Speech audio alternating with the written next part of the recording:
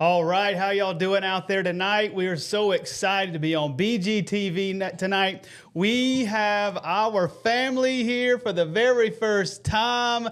Haley is here and our brand new baby girl, only 6 days old, Hope Elizabeth Graydon. Hope, say hey to everybody. Can you see her out there, everybody? This is Hope. We are so proud of her. It is like Mufasa holding up Simba. You know what I'm saying? I mean, it has just been a journey to have a child. Me and Haley have been trying for how many years, Haley? Like 4 years. So we've been married for 12 years. And we've been trying for 4 years, and we put it in God's hands also at the beginning of our marriage. But we really started trying 4 years ago. We had a miscarriage in 2021, and that was hard. So we know we have another little baby up there in heaven. But we found out that we were pregnant back in January, and our little miracle is here. And we wanted to share her with you tonight. So this is her. This is Hope. Say hey, Hope. And if you're out there, you can comment. Say hey to Hope, everybody out there. And we would love, yes, we see people right there already commenting. Thank you guys so much for watching and being a part of a BGTV every Sunday night. And if you haven't subscribed to our channel yet, make sure you go ahead and subscribe, like it, and share it so that we can continue to reach more and more people. But yes, people are already commenting. Thank you so much for everything that you do for us to keep this going. But we just wanted to share with you tonight a little bit about our story. So we got pregnant back in January. And then our due date was October the 9th. Tomorrow, that's right, exactly. Tomorrow was actually our due date. And I don't think I would have made it another week. If you would have made it another week, we might have had a 10-pounder on our hands because Hope came out to be 8 pounds and 15 ounces. How long was she? 21 inches. 21 inches, 8 pounds, 15 ounces. The doctor was like, hey, we got a big one on our hands. And she came out and laid her on Haley's chest. And Haley was like, I can feel the weight. But she is here. But yeah, if she'd have came tomorrow, may have been closer to 10 pounds. Yeah. Oh, yeah.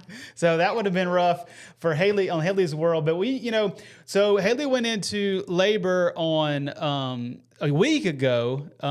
Saturday afternoon, she started having contractions. It was her first contraction that she goes, Brad, I think I have had a real contraction. And then on Sunday, they were consistent all day long. Mm-hmm. And then on Sunday night, she was kind of bending over going, something's happening.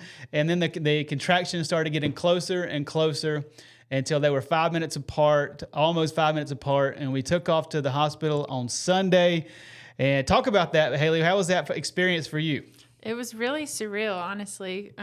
When we got into the hospital, it was 8:30 Sunday night. 8:30 Sunday night. And they wanted to rule out dehydration. They were thinking, and I was thinking, crap, well, I haven't drank much water in the last 2 days. So they were like, well, we're going to give you a bag of fluids. And then, if the contractions subside, then we'll know it was probably you were just dehydrated. And I was like, I cannot go back home feeling like this.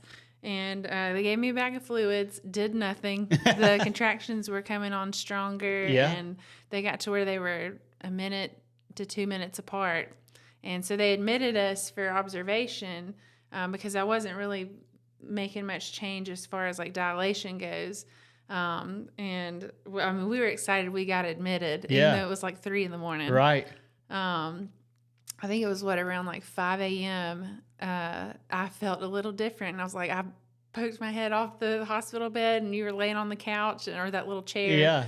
And I was like, oh my gosh, Brad, I think my water just broke. Oh, wow. And I knew, I was like, if my water broke, we're having a baby. Like we're staying here. Yes. They aren't going to send us home.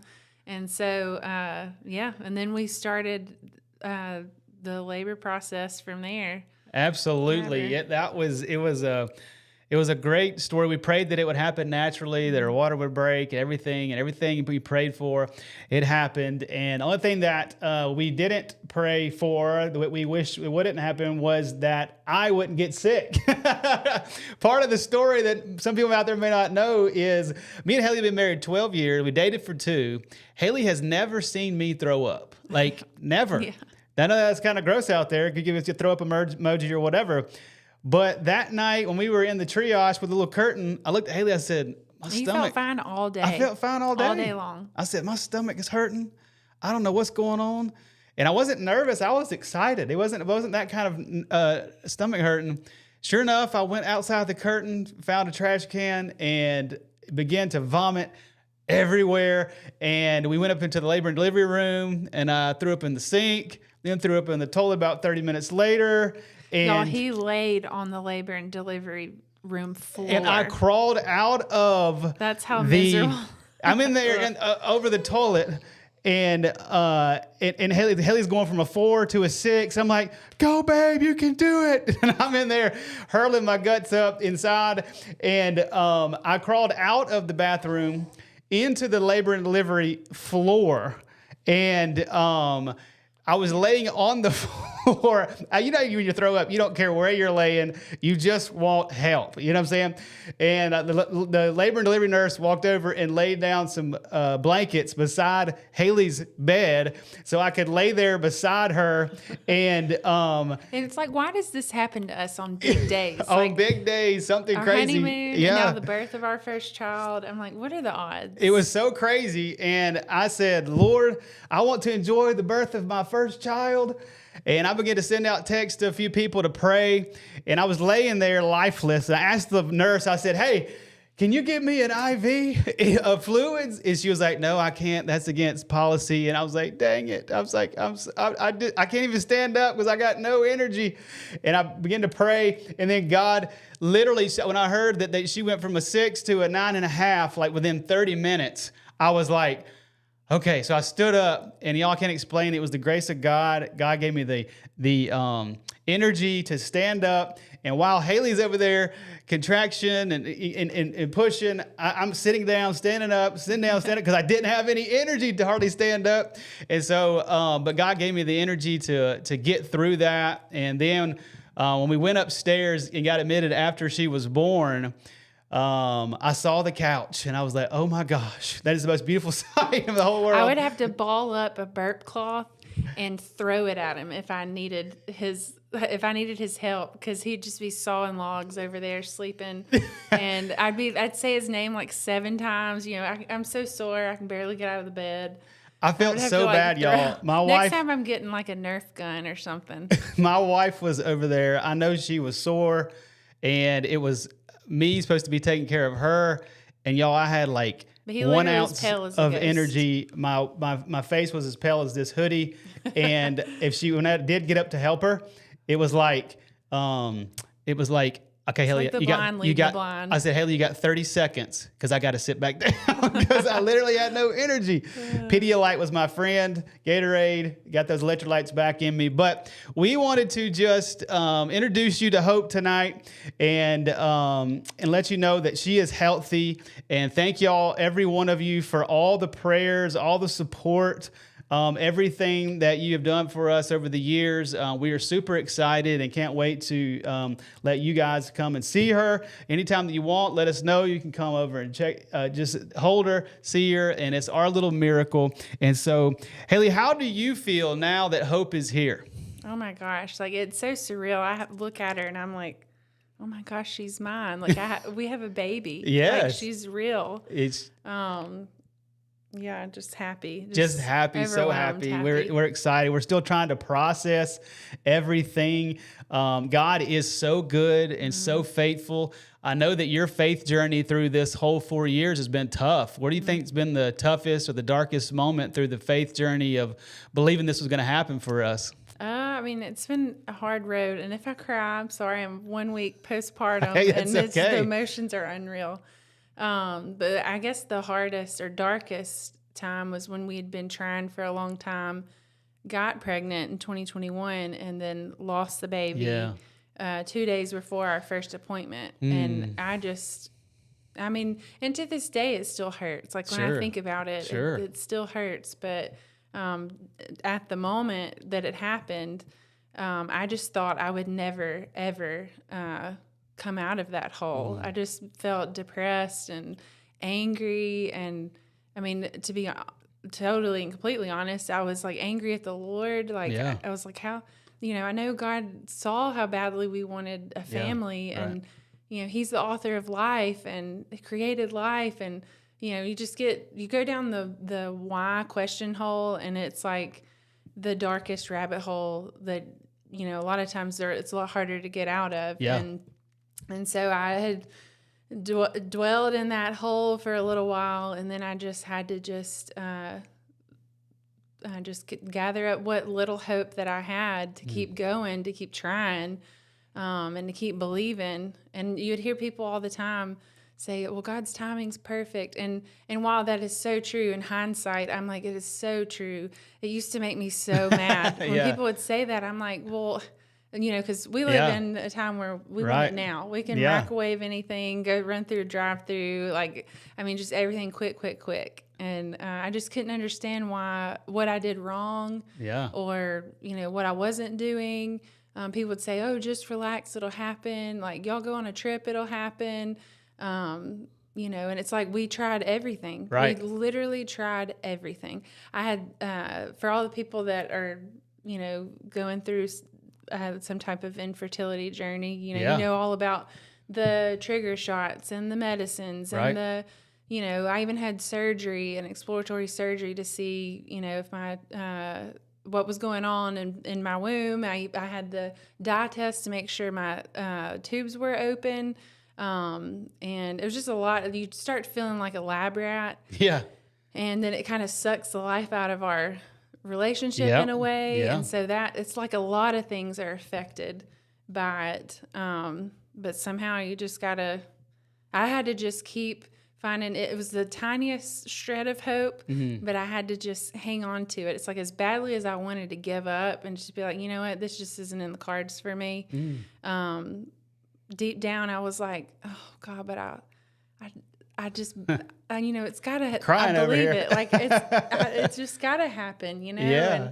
And so, but I mean, I think I'd say the miscarriage was probably about did me in. Yeah. And, it made it really hard to keep moving forward. And if you're out there and no matter what scenario, no matter what situation of life that you are in, there is always a shred of hope, and this is one of the reasons we wanted to name her Hope, was that we wanted everybody to be able to hear our story, to know that there's hope for your story. In whatever situation in life that you are in, never give up hope and never give up faith. Never give up faith in the Lord that He's good. He's a good Father, and that he sees you. He sees your desires. He actually gave you those desires.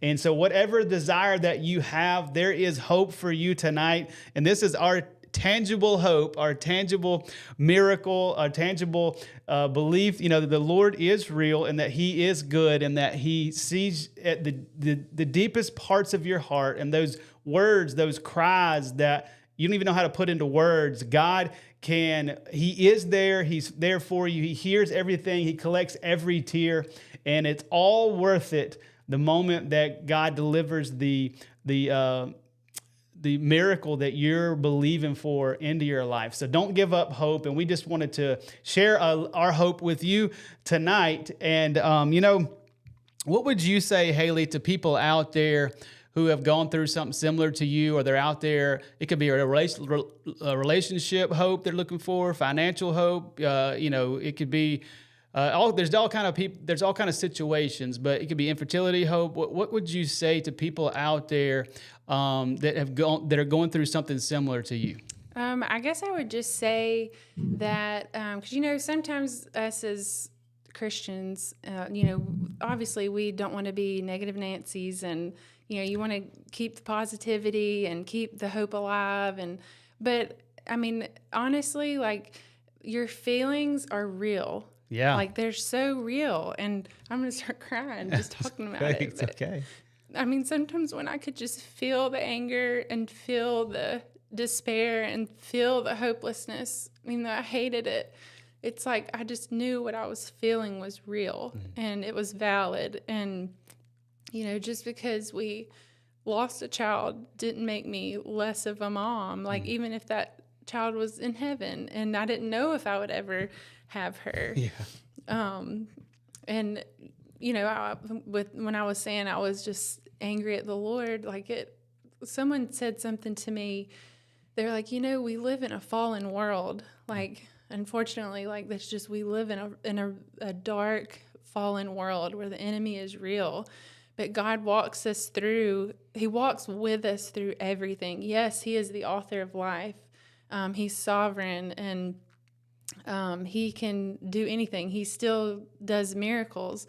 And it's like I was mad at him for not giving me my miracle, Yeah. And even though here I am, but I guess just knowing that he was with me, hurting with me, and that it hurt him just as much as it hurt me. Yeah. He never does anything to harm us. Never likes to see us upset, obviously, but we learn a lot through it. And I learned a lot through that experience, and I learned to have empathy for other people walking through infertility and dreading the walking into the fertility clinic and having to sit down and have that consultation. It's like all the people there that are just longing for a family. And, just knowing that God, he literally walks with us through it all, kind of helped me. I had to just stay there. Yeah. I couldn't go down why aren't you doing this, God, or what's taking so long? Even though I would go there, I would have to just tell myself, okay, he's with me through this. He's with me in the anger. He's with me in the depression. He's with me when I don't want to spend time with him. I don't feel like it. Like, I just don't, I don't know. I feel like I didn't really steward the waiting very well because of all the emotions I was feeling. But God's so good that it's like he understands everything that we go through. Yeah. And even when we don't do it perfectly, if we're just a complete and total mess, it's like he's like, I got you, and just, walks with us through it. So, but yeah. That's beautiful. That's so beautifully put. I know that there's so many of us out there that go through so many things, and we're like, God, why are you allowing this to happen to me? And that phrase that really helped Haley was when she realized that we live in a fallen world, and that God never promises to pull us out of the fallen world when we give our heart to him. What he does is he promises to walk with us through the fallen world. He promises to walk with us through the darkness, through the dark valleys. And that's what Psalm 23 tells us when David is saying, hey, though I walk through the valley of the shadow of death, I will fear no evil, but your rod and your staff comfort me. So if you are in a time where if you feel hopelessness, and you're in a time where it feels dark, and you're in a time that you need God to come through, the key is to stay close to him, because he is walking with you through it all. He is walking right beside you through the darkness, and you will come through the dark valley onto the other side where he begins to set a table before your enemies, and you will praise him forever. And it's just a beautiful story if you just stick with him through it, because the enemy wants to destroy your faith. He wants to destroy your hope in the Lord. And that's what the journey was for Haley a lot. And well, me too. But tonight we were just kind of wanted Haley to kind of talk about what she was going through, but was simply was the battle of faith. It was the battle of hope. Was the battle, is God good? Is our Father a good Father? Is there anything else that you wanted to say about that? Yeah, well, one of the things, and that I'm sure everybody that is going through maybe something similar to this when it comes to wanting a child, especially in our case, I'm about to give away my age, but you're going to be 45 in November, and here I am, 36. But at the time, I think we started trying 31, 32 when I was 31 or 32. And people would always bring up, oh, well, look at Abraham and Sarah. And And I was like, I don't want to be 99, or wait until I'm 99 getting pregnant. That story never brought me comfort until I just realized that, God wanted to show Abraham and Sarah how faithful he really was. Wow. And it's like, even through the times where she laughed at God when God was like, oh, you're going to have a child and you're going to call him Isaac. And she laughed at him, and I felt that, like, but I don't even know where I was going with that. But it's just, even finding just that God is faithful and He's true, and He understands, like, that we're human and we have crazy emotions, especially when you're going through, rough times. But just to trust Him, even if you don't feel like it. And to keep believing, even if you don't feel like it, which I feel like I was not very good at. But I just tried with the little bit that I could. I tried to, just keep moving forward and to keep believing. It's like I couldn't let it go deep down, even though I wanted to just give up because it hurt to hope. Yeah. Oh, come on. It just hurt so hard. It hurt so bad to just keep hoping to be let down every month. And even after trying everything, it just hurt to hope. So even when we took the test, or when I took the test back in January, and it was the faintest second line. Yeah. I still didn't believe it. I was like, this is probably some faulty test, who knows? And when Brad, he was downstairs at the time, came upstairs, and I was like, well, I took a test, and he looked at it, and he was like, like getting excited. I was like, hold up, we're not going there, because, I don't know that I'm ready to go down this hopeful road just yet. I've been let down way too much. I've seen way too many of these tests not turn out, the way I wanted it to. And so, but here we are, 9 months later. And 9 months later, and this morning we had our first Bible study together as a family. Yes, we sat on the couch this morning, Sunday morning, and just early this morning as she was feeding. She likes to feed about every 2 hours, you know what I'm saying? But between those feedings, Haley said, hey, you want to have a little Bible study together? And I was like, absolutely. So we turned on some worship music, and Hope loves worship music. She loves worship music, and she gets those bright eyes just going when that music comes on. And then we read, I'm going to start crying. We read Hope, the story of the birth of Jesus this morning. I'm going to start crying over We've here. been so emotional. We're so emotional. If you can't tell. We read her the story of Jesus' birth this morning, and we had our first Bible study as a family, and that was special today for us, and we wanted to share this day with y'all, and we're so excited. And this is just Hope's debut. This is not her last time on BGTV by any means, and but we're super excited about what God is doing inside of our family. And but we just believe that there are some people out there tonight who are going through moments where it hurts to hope. It hurts to hope in that there's a marriage partner out there for you that you've been waiting forever. I was 30 years old before me and Haley started dating. Did y'all know that? I knew that God had a beautiful woman out there for me some way or somehow, and it was just waiting on Haley hurt. You know what I'm saying? It was like year after year, and it was just God would tell me to wait and keep waiting on the one that He had for me, but it just hurt. It hurt to watch the years go by. It hurt to watch my friends go out on dates. It hurt to be lonely at Christmas and Thanksgiving and Valentine's, and it hurt to be lonely on a Friday night when everybody else was going out. It hurt to watch my hair fall out. And I was like, God, you got to send me somebody soon because all my hair is falling out. But it hurt. I remember the Thanksgiving before we started dating. I remember me and my parents went out and our family went to Thanksgiving. My parents dropped me back off at the house I was living at. And when I shut the van door and walked upstairs, nobody was there. And I was the loneliest I'd ever felt. And it hurt me. It hurt me to hope that you were out there. And so I believe there's some people out there tonight that are hurting for hoping in the relationship that God has for you. And I want to say this is don't settle. Don't settle for less than God has for you. Because God has somebody special for you in mind. And it's just waiting to around the corner. And yes, waiting does hurt sometimes. Hoping in that situation that hasn't come for years, it does hurt. But you've just got to continue to have your faith in God, that He's a good God, that He sees you, and that His plan for you is better than what you could pick for yourself.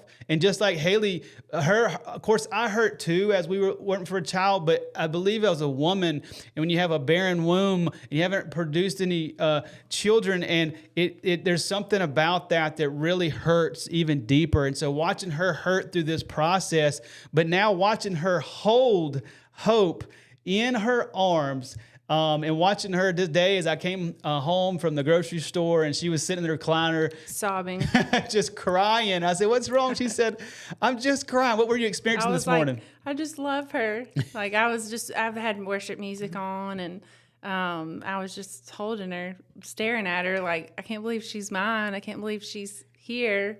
And it's like I almost feel like I have purpose again. Wow. It's like I didn't realize how hopeless I was until, I don't even want to say until I got pregnant, because there were times even during the pregnancy where I was like, this doesn't feel real, or maybe this isn't real. My mind would just, it's like your mind just plays tricks on you when you've been let down so much and so disappointed.